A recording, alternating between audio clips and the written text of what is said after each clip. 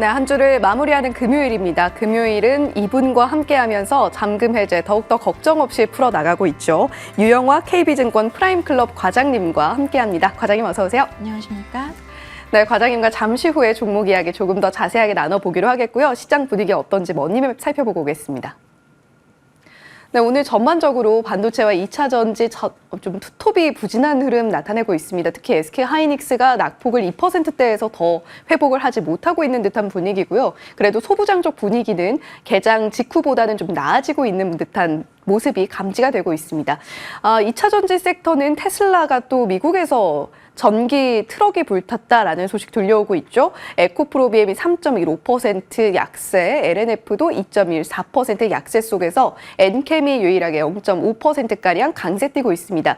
오늘도 제약바이오 섹터는 힘이 좋네요. 알테오젠 3.3%가량의 강세, 유한양행은 5% 넘는 상승폭 쌓아 올려가고 있습니다. 의료기기 쪽 앞서서 저희 시장 공감 10 직후에 살펴봤는데 클래시스가 5% 넘게 상승 나와주고 있습니다. 오늘 좀 대왕고래 테마가 힘을 받고 있는 와중에 밸브 쪽, 피팅 쪽도 함께 강세 띄고 있고요. 통신주들 그리고 금융주들이 초반엔 분위기가 좋았는데 지금은 조금 조정이 나와주고 있습니다. 네, 이렇게 머니맵 전반적으로 들여다봤는데요. 본격적으로 과장님과 함께 종목 이야기 나눠보도록 하겠습니다. 종목 리뷰 먼저 좀 저희 진행을 해볼게요. 오늘 세 종목 리뷰를 해주실 텐데 첫 번째 종목 HDC 현대산업개발입니다. 최고가 기준으로 23%가량의 수익률을 쌓아 올리고 있는 상황인데요. HDC 현대산업개발 같은 경우는 오늘 또 건설주들 분위기 나쁘지 않은 가운데 6.42%의 상승을 오늘 하루 동안 또 만들어주고 있습니다. 과장님, 이 종목 어떻게 좀 대응해 볼까요? 네, 일단 뭐 안 좋은 시장에서 서울 부동산 상승의 수혜주로 굉장히 효자 역할을 해줬는데 예. 저는 개인적으로 이제 스트레스 지수 2단계가 좀 나왔는데 보면 수도권의 핀셋 규제를 좀 명확하게 하겠다라는 가상금리를 1.2% 붙이겠다라는 얘기를 했는데 이게 저는 단기로는 좀 이 동사에 약간은 좀 안 좋은 작용을 할 수도 있다고 생각합니다. 그리고 이제 수익도 많이 받기 때문에 조금 안 좋은 시장에서 이 종목으로 현금 한번 좀 마련해 보면 어떨까 해서 저는 분명히 중장기로는 동사가 굉장히 좋을 거라고 생각하거든요. 그래서 일단 한번 챙기고 그 다음에 좀 저가에 다시 좀 노려보는 전략 말씀을 드리고 싶습니다.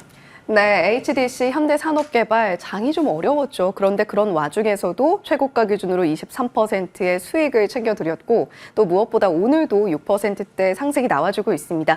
차익 실현 한번 끊어가시면서 중장기적으로는 여전히 좋은 관점 제시를 해주셨으니까 한 번 더 HDC 현대산업개발 지켜보시면서 대응해 보시는 것도 이야기를 드려봅니다. 자, 두 번째 종목은 바이넥스인데요. 바이넥스도 역시 최고가 기준으로 13%가량의 강세, 오늘도 그렇게 크게 빠지지 않고 보합권 내에서 움직임 보여주고 있습니다. 생물보안법에 직접적인 수혜를 받을 수 있을 것이다. 이런 이야기 지속적으로 나와주고 있는데 바이넥스는 어떻게 대응해 보면 좋을까요? 네, 말씀해 주셨듯이 생물보안법은 아마 저는 국내에서 중소형사 중에선 동사가 최대 수혜를 받을 수 있을 거라고 보고 있고요. 예.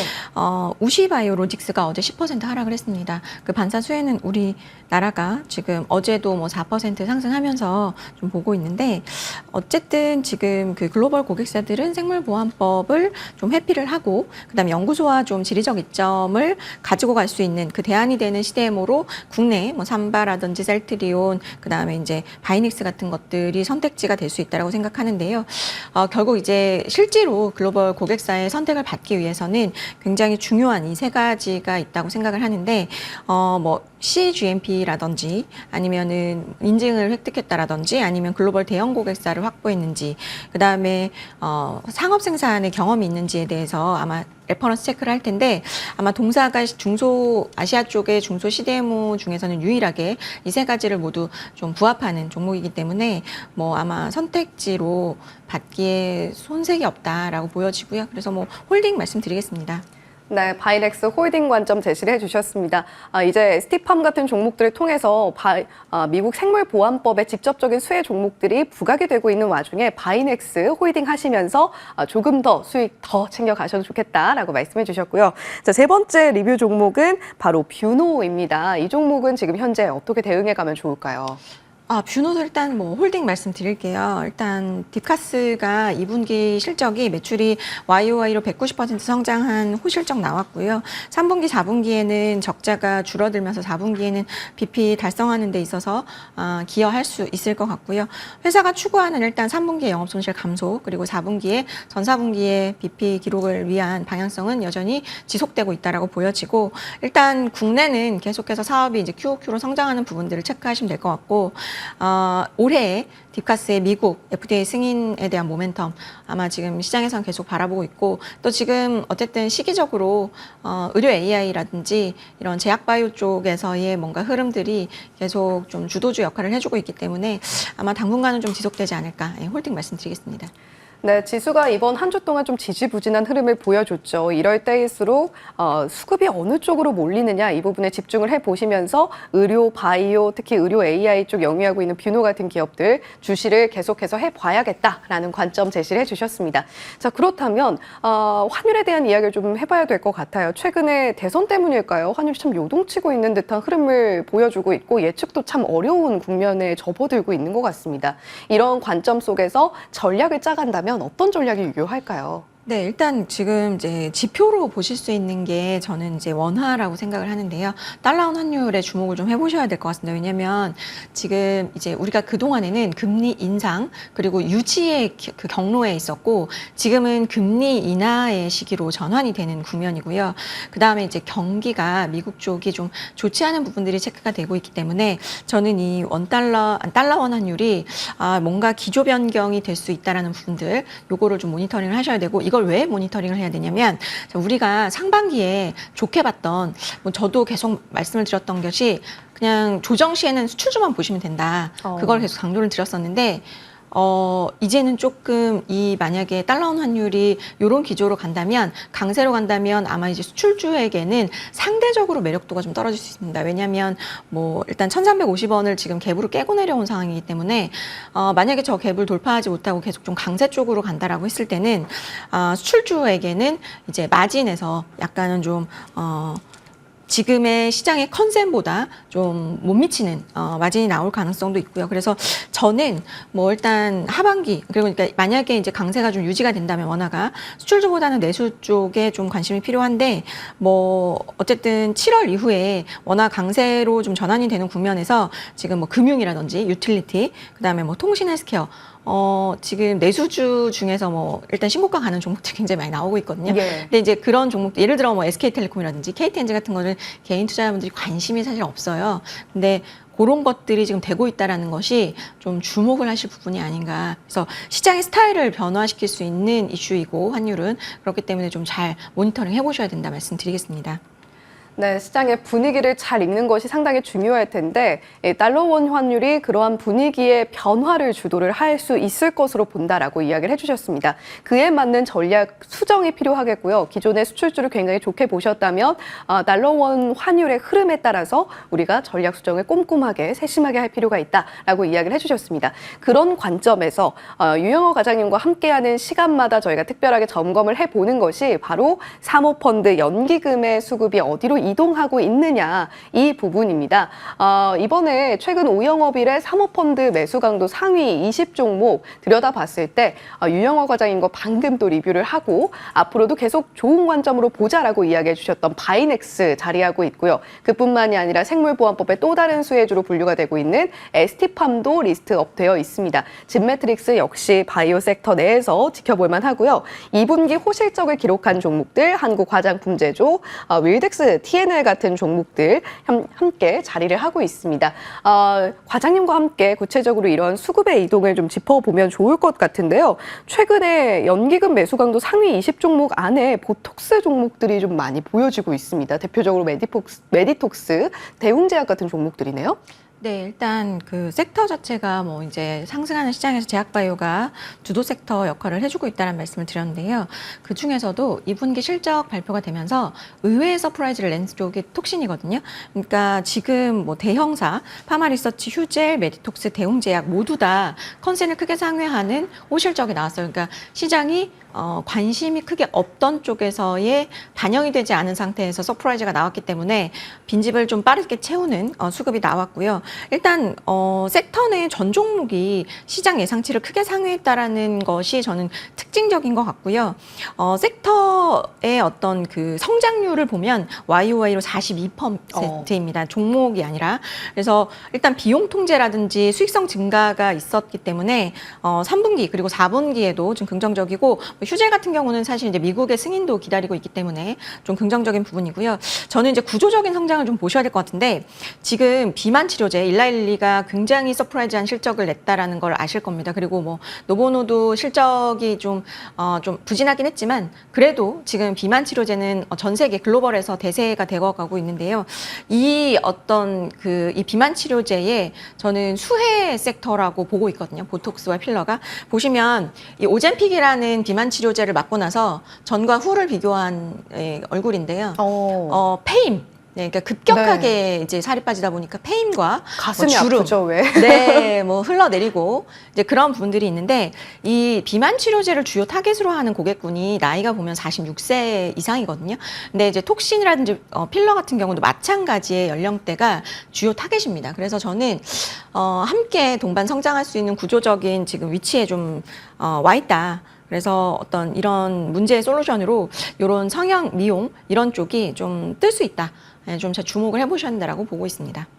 네. 네.